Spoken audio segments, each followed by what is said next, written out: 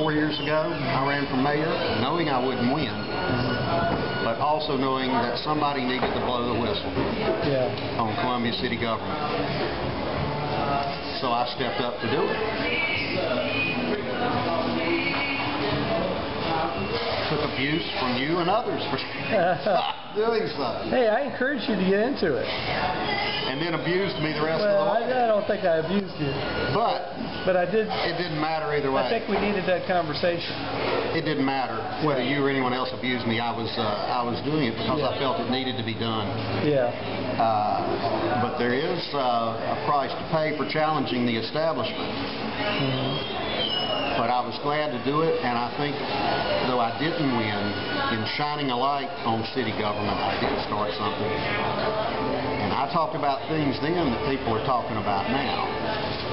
If I do say I was ahead of the curve, I talked about the city's bad real estate investments, about its lack of financial accountability, all these things that are hot button issues now, I was talking about 4 years ago. And I would point out, a lot of people don't realize this, but the people of the 4th District stood with me. I carried the 4th District over Mayor Coble. So now, and I talked about then, you might remember my slogan was, change is good. Yeah. Change is good. We're now seeing that come into play as well. We're going to have a generational turnover, or a once-in-a-generation turnover in Columbia, which I think is very, very good for the city. And I'll give you some examples. Well, just overall, I'll say this first of all. We're going to have a new mayor, at least 2 council people.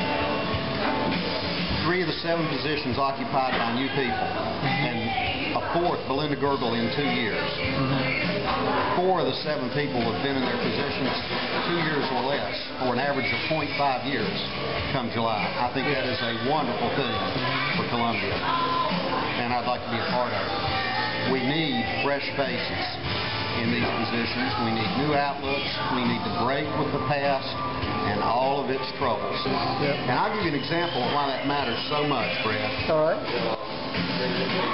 As you may know, and again, this is something, if I do say so, I was out front on TIF districts.